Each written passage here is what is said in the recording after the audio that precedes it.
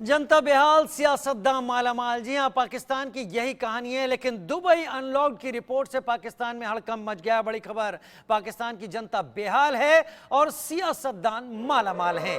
पाकिस्तान के रसूखदारों ने दुबई में अरबों की प्रॉपर्टी खरीदी है। दुबई में पाकिस्तान के 17,000 अरबपतियों ने प्रॉपर्टी खरीदी है। पाकिस्तान के 17,000 अरबपतियों ने 23,000 घर खरीदे हैं। राष्ट्रपति आसिफ अली जरदारी, नवाज शरीफ की भी यहाँ प्रॉपर्टी है। बिलावल भुट्टो, जनरल बाजवा, परवेज मुशर्रफ भी इन सब में शामिल हैं। हालांकि परवेज मुशर्रफ इस दुनिया में नहीं है, लेकिन पाकिस्तान के गृह मंत्री मोहसिन नकवी के पास करोड़ों का विला है। मोहसिन नकवी की पत्नी के पास दुबई में भी संपत्तियां हैं।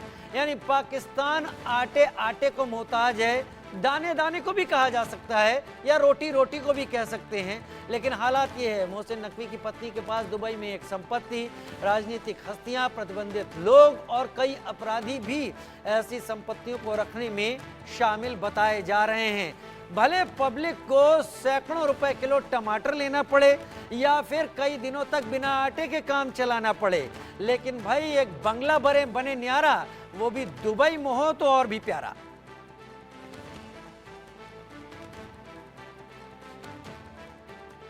और दुबई लीक्स में कितने लुटेरे, क्या कुछ यहां पर है। आसिफ अली जरदारी का नाम निकलकर सामने आ रहा है, जो राष्ट्रपति हैं।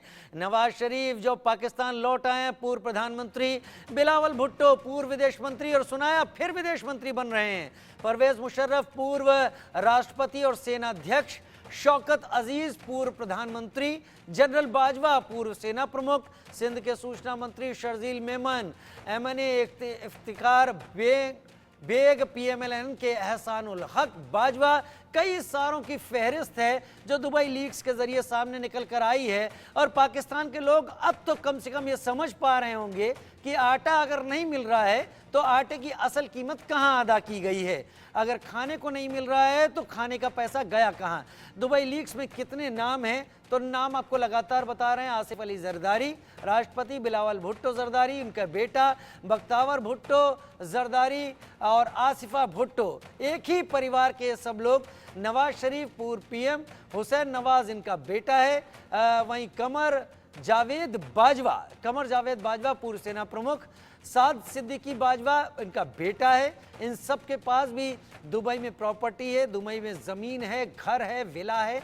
ये सारी चीज़ें दुबई में ली जा रही है। जनता मायूस, जनता बहकाई जा रही है। किस बात पर? कि कश्मीर हमारी शाहरग है। हालांकि खाने को दाने नहीं है जिससे बदन में खून पैदा हो, लेकिन शाहरग बताकर ज़रूर जनता को लूट रहे हैं पाकिस्तानी नेता। और दुबई में आराम से मौज फरमाने जब चाहे तब पहुंच जाया करते हैं। तो यह है पाकिस्तान की कहानी, जहां पर कई सारे नेताओं, सेना प्रमुख हो, बड़े लोग हों, बड़ी हस्तियां हों, सब ने पैसा समेटा और दुबई में अपने लिए ऐशगाह बनाकर रख ली और वहां पर बेहतर तरीके से ज़िंदगी गुजारना उनको मयसर हो रहा है। इस वक्त हमारे साथ कई खास मेहमान भी एक एक करके जुड़ेंगे, पाकिस्तान के हालात पर चर्चा करेंगे। Group captain retired UK Devnath defence expert के तौर पर मेरे साथ जुड़ेंगे। अनुज माथुर साहब भी मेरे साथ डिफेंस एक्सपर्ट के तौर पर जुड़ेंगे। सबसे पहले अनुज माथुर साहब, आपका ही रुख कर लेते हैं। बहुत सारी चीज़ें निकल कर सामने आ रही हैं पाकिस्तान के बारे में। कहते हैं ना कि एक सारे ऐसे लोग पाकिस्तान आखिर पैदा कैसे कर लेता है, आपको आश्चर्य होता है? बिल्कुल बिल्कुल, आप ठीक कह रहे हैं। देखिए, ये बात एकदम से निश्चित है कि पाकिस्तान के जो सियासतदान हैं और खास करके जो पाकिस्तान के आर्मी के जो अधिकारी हैं, वो बहुत ज्यादा पूरी ताकत को कॉन्सेंट्रेट करके उन्होंने अपने पास रखा हुआ है। ये तो सिर्फ दुबई तो सिर्फ एक जुमला चल रहा है ना, एक झांकी है, बाकी है। ये सिर्फ एक स्थान है।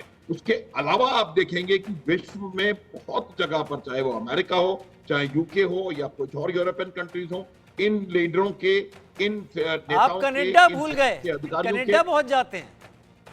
हाँ, इनके हर जगह इनकी प्रॉपर्टीज है, हर जगह इनका पैसा इकट्ठा है। और ये इनको पाकिस्तान की, मुझे लगता है, कोई परवाह नहीं है। आप देखें किस प्रकार के इकोनॉमिक क्राइसिस से देश गुजर रहा है। पूरे देश को बेचने की नौबत आ गई है। तमाम सरकारी चीजें बेचने को तैयार बैठे हैं, लेकिन इनके पास अरबों की संपत्ति है और पूरी दुनिया में फैली हुई है और ये बहुत एक शानदार जीवन यापन कर रहे हैं। दूसरी बात यह है कि इनके जो आने वाली जनरेशन है, उनके लिए इन्होंने सब पढ़ाई बाहर करते हैं, सब हम लोग सेट करते हैं, तो ये एक बहुत बड़ी बात है और पाकिस्तान की जनता को ये पता पड़ रहा है। और जो ये जो जनता है, इससे आप देखिएगा, इसका रिएक्शन देखने को आपको मिलेगा आने वाले टाइम में। इसका एक झलकी आपको पीओके में नजर आ रही है और वही वजह है कि हाँ वही, क्योंकि देखिए ये जब आपको आपके आवाम को ये पता पड़ता है कि हमारा हक मार करके ये कुछ लोग जो कि यहाँ पर अपने आप को पाकिस्तान का ये वो कहते रहते हैं, वो जाकर के बाहर अपने लिए ऐशो आराम की जगह तैयार कर रहे हैं, संपत्तियां इकट्ठी कर रहे हैं, तब उनका रिएक्शन आपको असली देखने को तब मिलेगा। आप देखिएगा जो रिपीट जो वहां हो रहा है यूके में, वही आपको देश के बाकी हिस्सों में नजर आएगा। बातें आनी शुरू हो गई हैं। ये लोगों ने कराची से ही कहना शुरू कर दिया है कि जो जगह 60% देश की इकोनॉमी में कंट्रीब्यूट कर रही है, उसके पास आपका क्या जवाब है? वहां के हालात इस तरह से खराब और बिगड़े हुए क्यों हैं? तो ये जो अभी तक पंजाब डोमिनेटेड पाकिस्तान का जो माइंड सेट है, उस माइंड सेट को इससे मेरे को लगता है कि थोड़ी बहुत ठेस और थोड़ी उनको चोट पहुंचने वाली है। और वो माइंडसेट इनको हो ना हो, आज नहीं तो कल इसको बदली करना पड़ेगा, वरना आप देखिएगा Pakistan is a withering state. और थोड़े दिनों में अगर ये इनके हालात नहीं सुधरे, इनके माइंडसेट नहीं ठीक हुआ, इन्होंने अपने प्रायोरिटीज को सही सेट नहीं किया, तो आप देखेंगे कि पाकिस्तान के जो 71 में हुआ था, उस प्रकार की कोई भी हरकत हो सकती है, चाहे वो पीएक्यू का भारत में विलय हो या बलोचिस्तान हो, खैबर पख्तूनख्वा वगैरह, ये सिंध का जो मूवमेंट हो। तो ये तमाम चीजें आपको देखने को आने वाले समय में मिल सकती हैं। और मेरे को ये लगता है कि ये लोग इस चीज को अगर नहीं संभले तो ये बहुत बड़ा वहां पर एक कारनामा होने वाला। पब्लिक का माइंड डाइवर्ट करने के लिए कुछ भी कर सकता है पाकिस्तान। हालांकि पाकिस्तान अलग चीजों से परेशान है, लेकिन group captain UK Devnath sir, Pakistan कर क्या रहा है? आईएमएफ से लोन ले रहा है, उसकी शर्तें मान रहा है, बिजली कई गुना महंगी करके अपने नागरिकों को बेच रहा है, उसको चल के एक विद्रोह है, विरोध है वहां पर, उसके साथ अपनी सरकारी कंपनियां बेच रहा है कि भाई साहब हमें तो देश चलाना है। लेकिन फिर एक फहरिस्त निकल कर आती है कि ये बड़े बड़े जितने भी आर्मी के जर्नैल कर्नैल हों या प्राइम मिनिस्टर हो या पूर्व प्रेसिडेंट हो, करंट प्रेसिडेंट हो, इन सब ने बड़े बड़े ऐशगाह खरीद रखे हैं, आराम से रहने जाते हैं, ऐश करते हैं, और फिर पाकिस्तान इंडिया भारत विरोध की पॉलिटिक्स करने के लिए एक बार फिर पाकिस्तान पहुंच जाते हैं। पाकिस्तान की जनता क्या इतना ज्यादा सोच से बेहाल हो गई है कि उसे समझ नहीं आ रहा, या फिर वो समझ रही है और सही मौके पर चिंगारी एक बड़ी आग में तब्दील हो सकती है वहां पे? राजीव जी, पाकिस्तान की इकोनॉमी जो है वो दलदल में धंसती जा रही है। हम सिर्फ पाकिस्तान की जनता के साथ अपनी सहानुभूति जता सकते हैं। पाकिस्तान में जो ये बेनामी प्रॉपर्टी का जो आपने डिटेल्स दिए, ये कितने आश्चर्य की बात है कि ये तो पहले से भी जग जाहिर थी। पाकिस्तान में जितने बड़े बड़े कॉन्ट्रैक्ट्स होते हैं, जितने इंफ्रास्ट्रक्चर प्रोजेक्ट्स होते हैं, विदेशियों के साथ जितने उनके आयात निर्यात होते हैं, सब में उनका कमीशन होता है, इनके सरकारी अफसरों का, इनके मिलिट्री के बड़े बड़े अफसरान का। पाकिस्तान अगर विदेशों से कोई भी हथियार खरीदता है तो उसका बहुत बड़ा प्रतिशत जो है वहां के पॉलिटिशियंस को चला जाता है। आसिफ अली जरदारी के ऊपर तो लांछन ही लग गया था कि उनको कहा जाता था कि वो मिस्टर 10% हैं।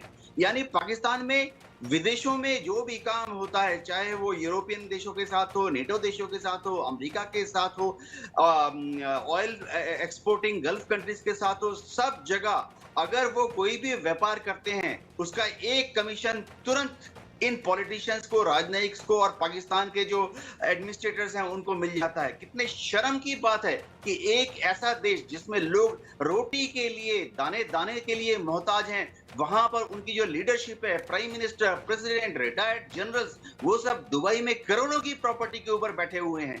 और इससे भी बड़ी शर्म की बात है कि ये सारी इन्वेस्टिगेशन जो है अब प्राइवेट लोग उजागर कर रहे हैं। यानी पाकिस्तान का जो अपना सरकारी तंत्र है, जिसका काम है कि सरकारी तौर पर इन सब गुनाहगारों को ढूंढ कर, चुन चुन कर उनको जजों के सामने खड़ा करे, वो नहीं, ये सब प्राइवेट इन्वेस्टिगेटर्स ढूंढ ढूंढ के इन लोगों को सामने ला रहे हैं।